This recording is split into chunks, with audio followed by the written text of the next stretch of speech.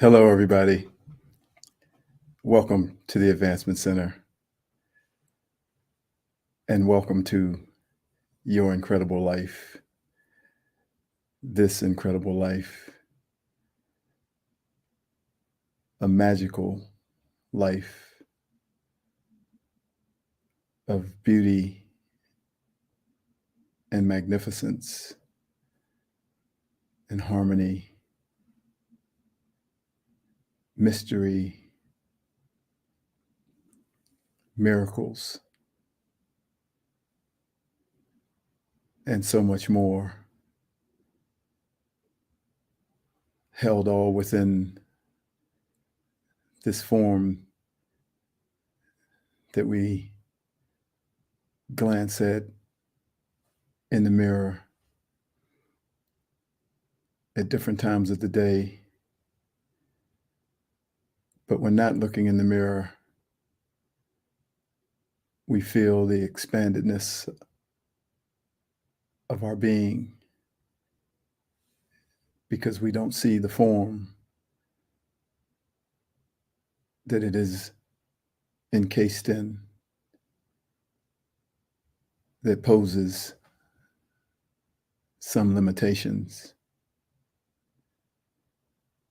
Every time we stub our toe or feel an ache, we connect to the form.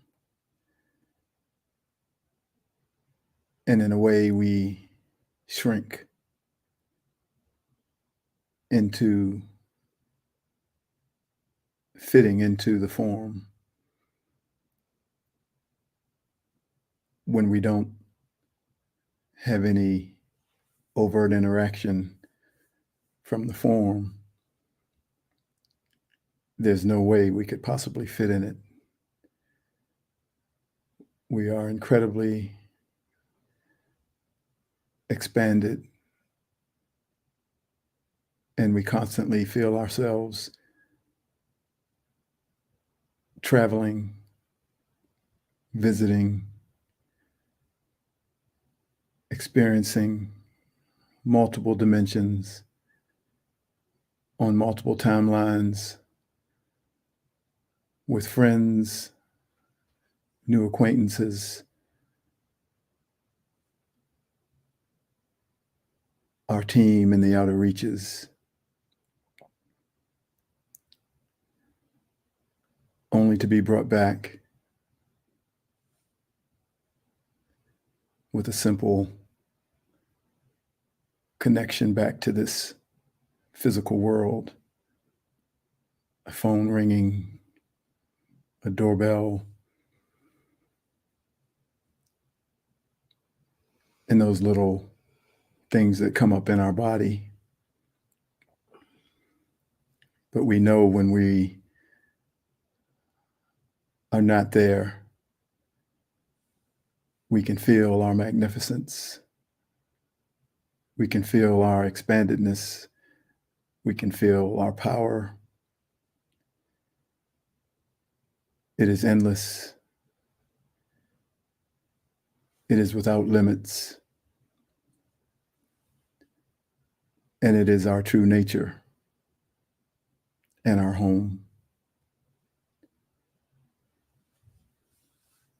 So we can always go back there anytime we feel some difficulties. And our spirit and our true self will grow, and the self that is living in this human form will shrink. For it is just an aspect of you.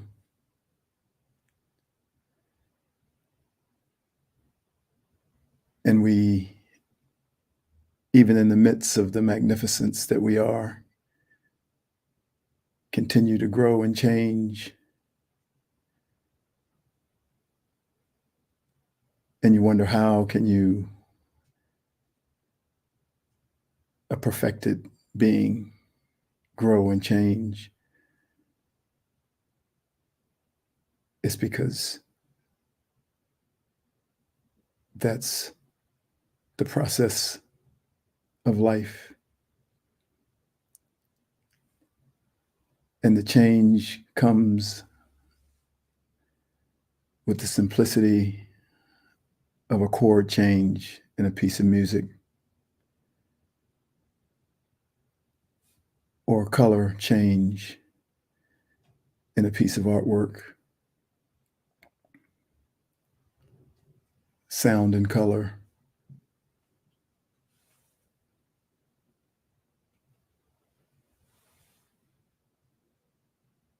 Two words that connect to your home and to the movement and the growth of your being from one moment of perfection to the next.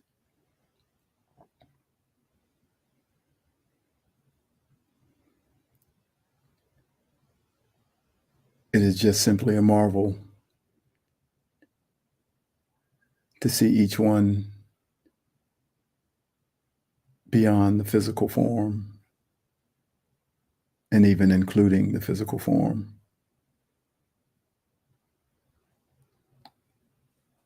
It's an endless pursuit of what's behind this physical world and what's behind even that, and the feeling that comes with it of knowing there's more, and the more is magnificent, and the more is beautiful, and the more is perfect, and the more is you.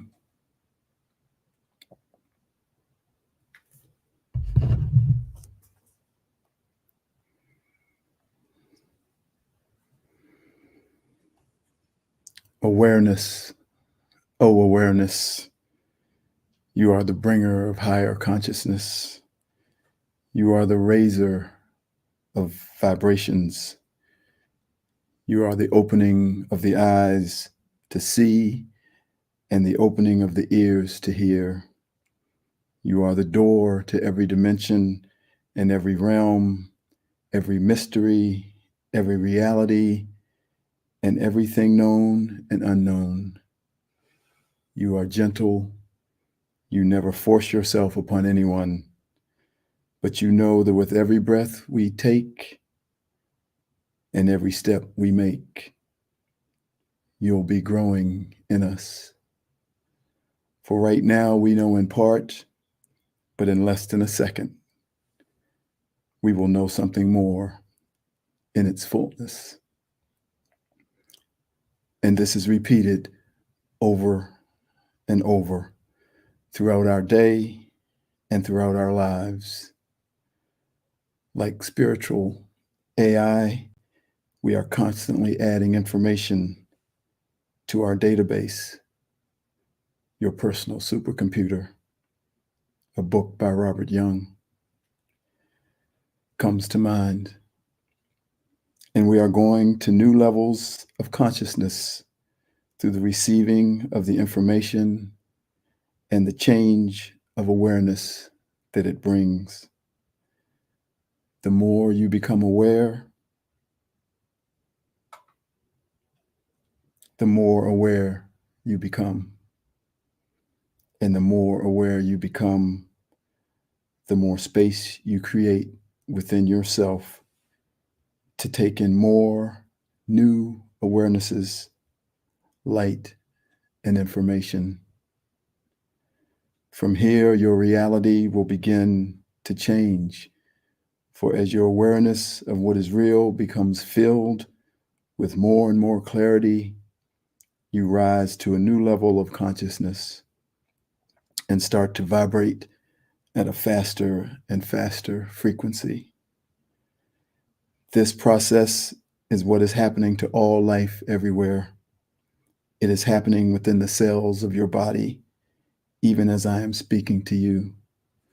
It is happening within every piece of nature as a plant or tree evolves to stay in harmony with its ever-changing environment.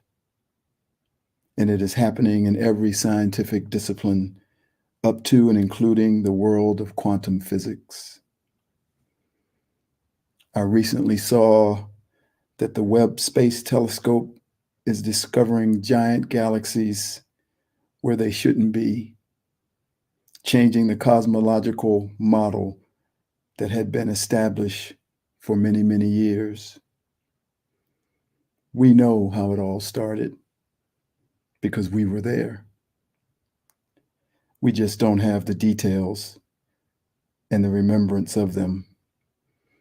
But when someone discovers it and announces it, we will say, yeah, that's it.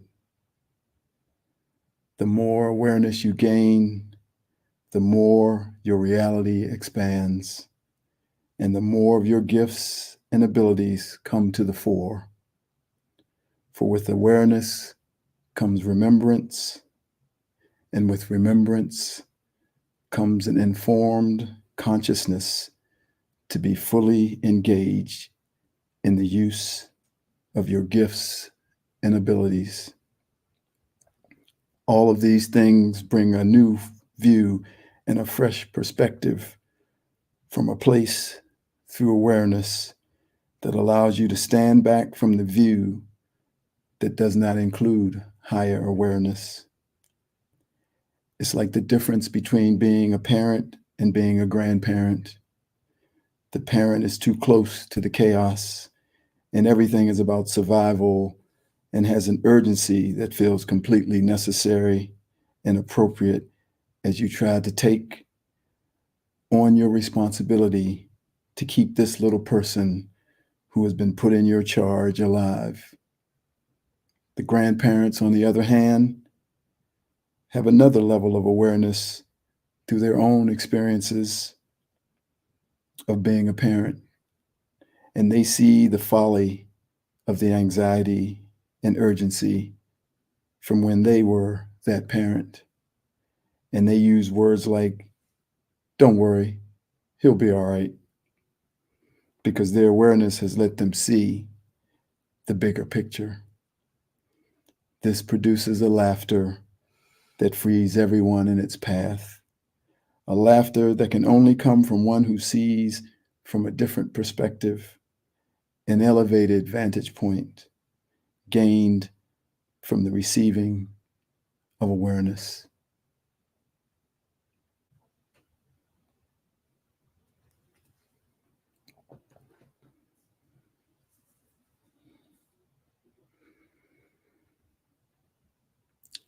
There's so much in our lives that have assisted in us becoming aware. There have been many people in our lives who have passed on wisdom, clarity, to allow us to become more aware, and then change our life. Obviously, our Creator is constantly delivering new awarenesses without force, and we take them in as we are ready to take them in. And there are our friends in the outer reaches of the universe, our team, ourselves,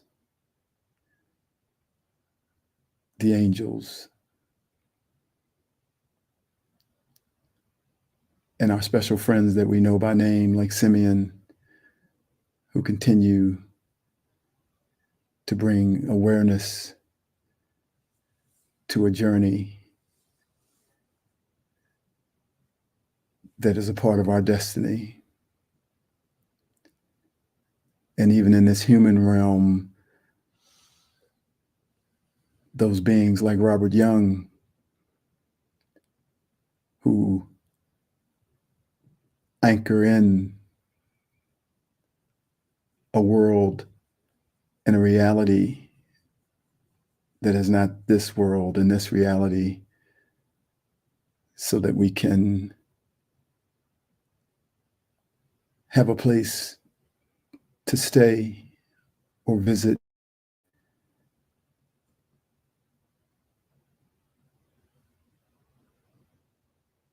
We all are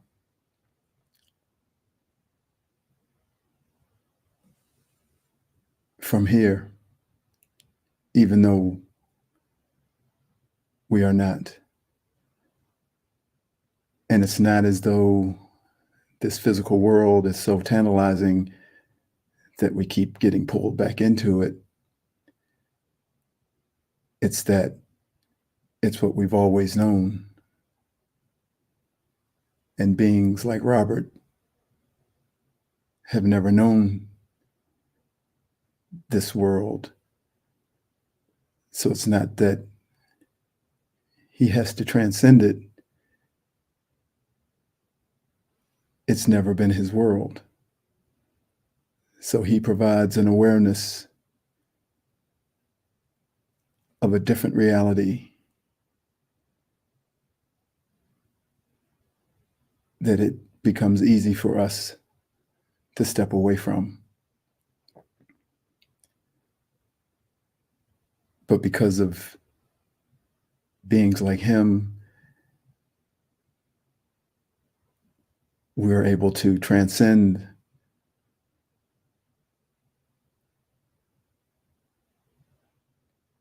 our connection to this world and it being our primary reality as we go back and forth between the two.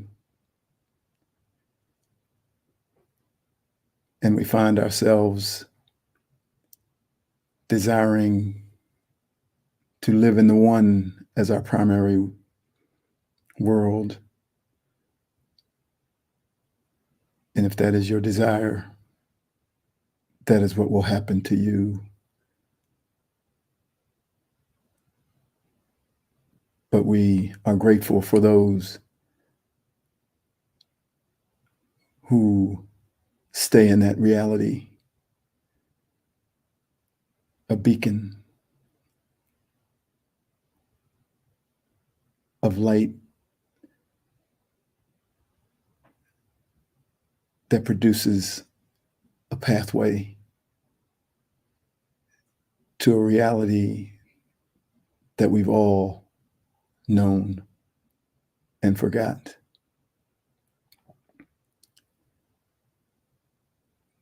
This is just a recognition. There is no hierarchy. We all provide different things to one another. And I am just acknowledging what's been provided for me through the many who have come into my life. And what I provide for others is for them to share. But I know that the level of awareness that I have attained is supporting many. And I'm grateful for those that made that reality real in my life.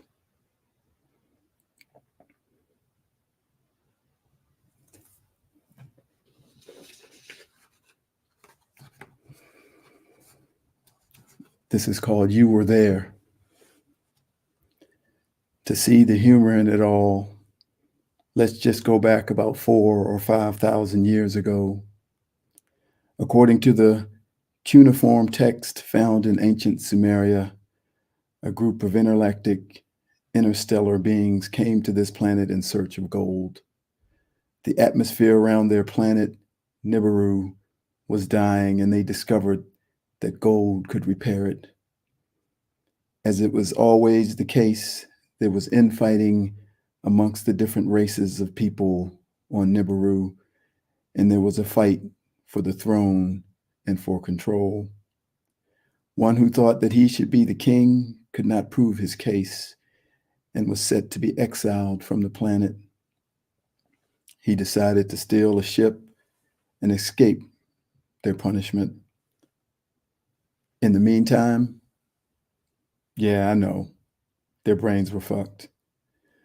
But in the meantime, the beings of Nibiru decided to make plans to send out expeditions to look for gold so they could save their planet and the life of its inhabitants.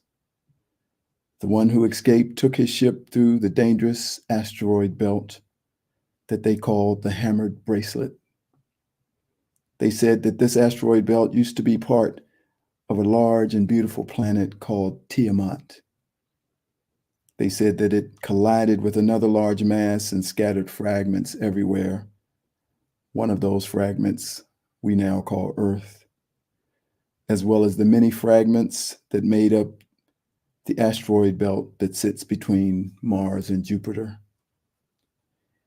He navigated the dangerous asteroid belt and made his way to Earth, where he landed his craft in the ocean.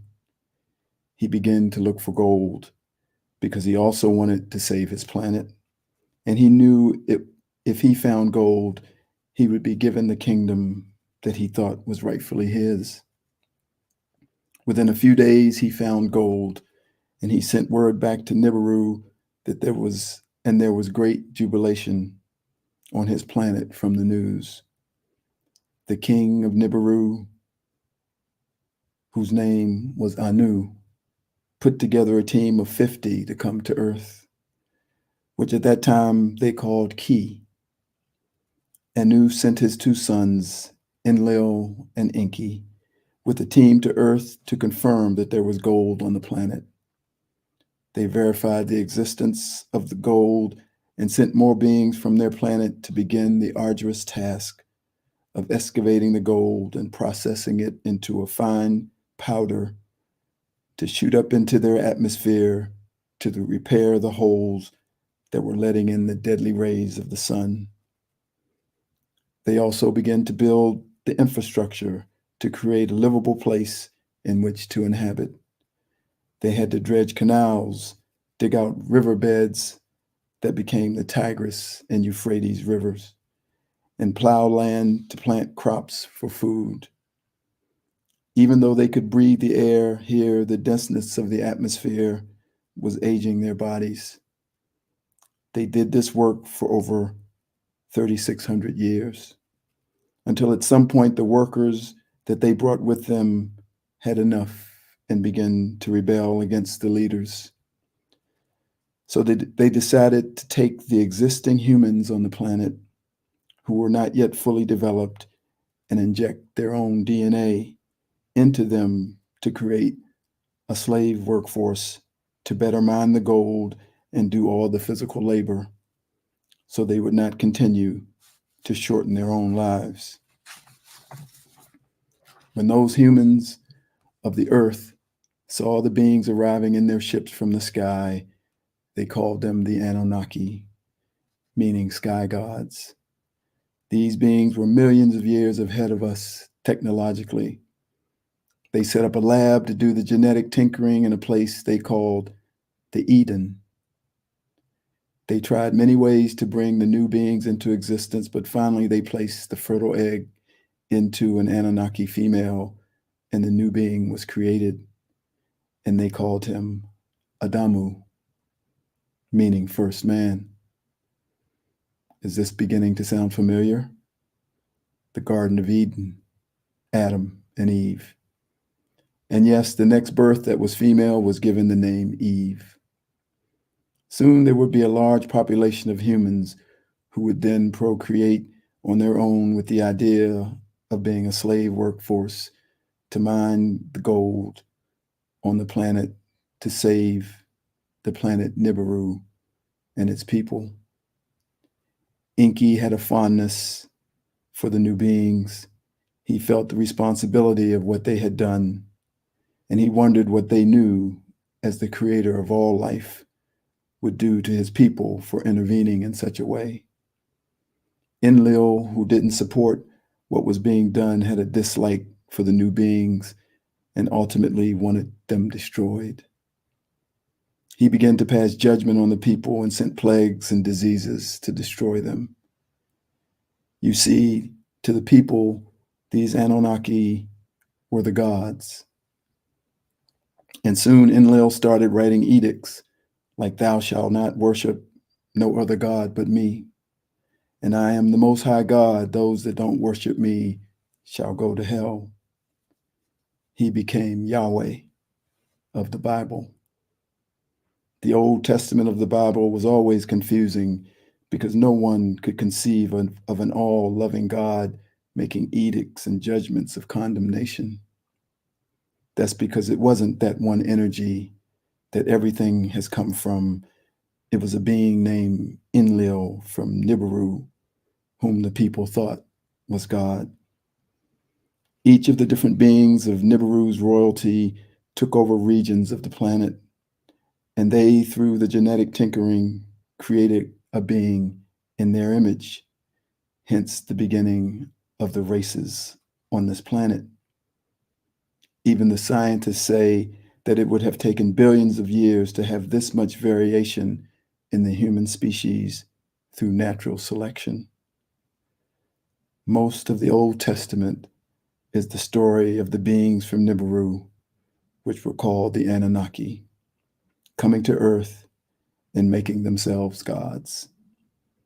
The New Testament and the arrival of Jesus and the Christ consciousness is the reversing of that energy.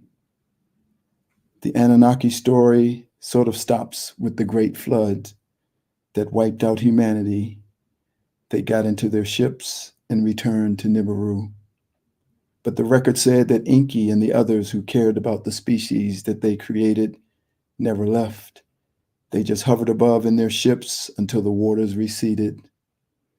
Enki sent his son, who had many names, Viracocha, Thoth, Tahuti, and others, to every corner of the planet, wherever there were survivors, to help restart civilization, to give the people the wisdom, tools, and technology to regain the level of consciousness that they had already attained.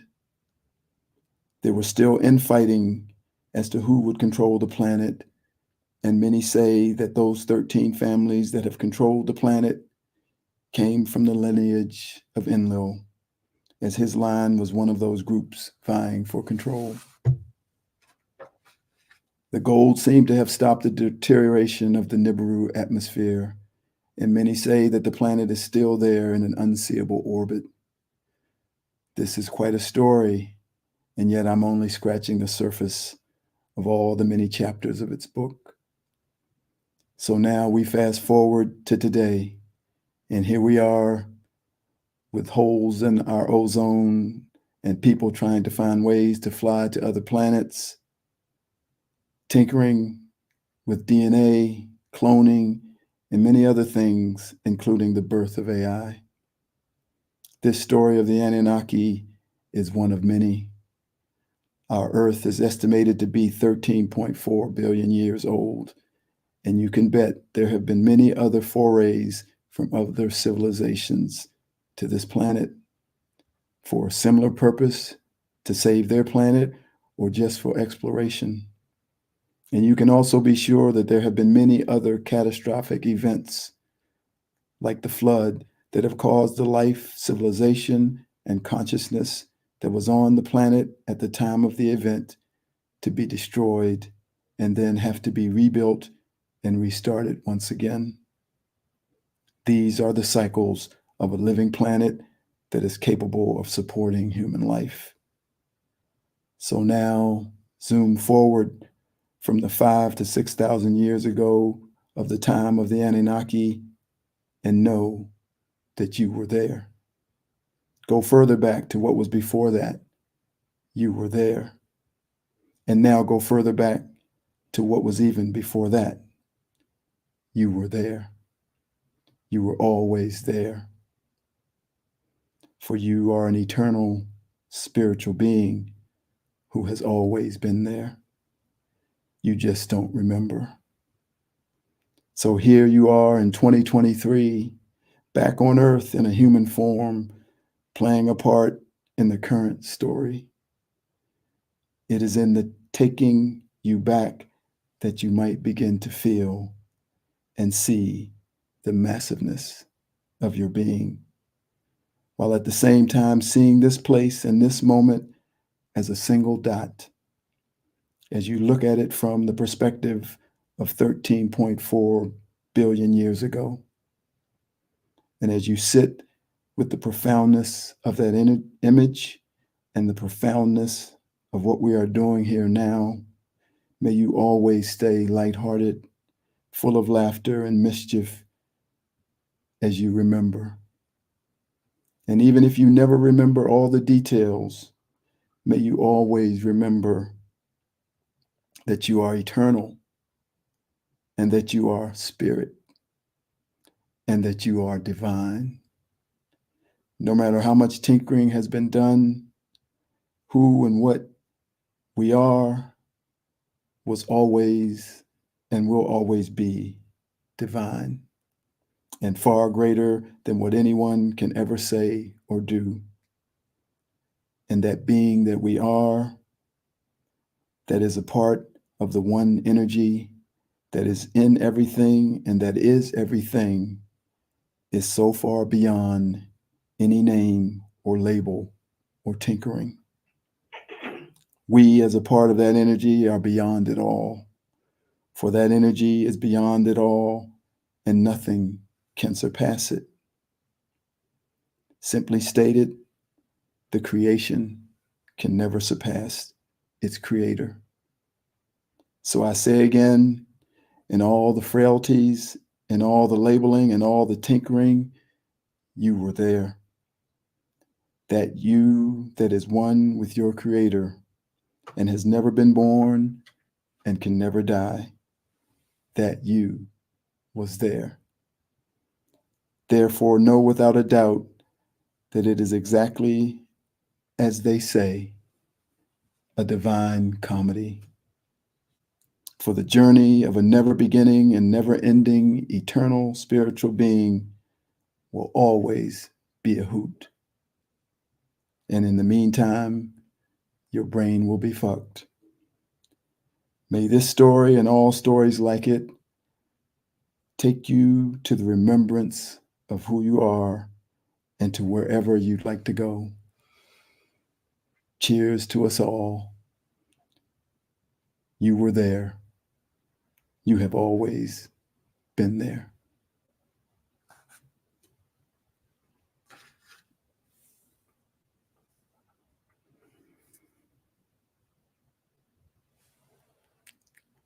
Well, that's the end of that story.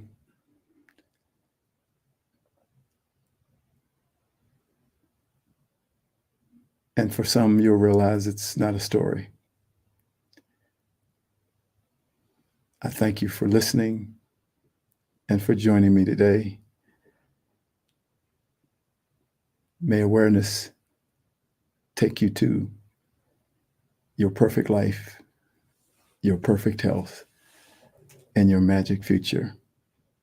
I am David.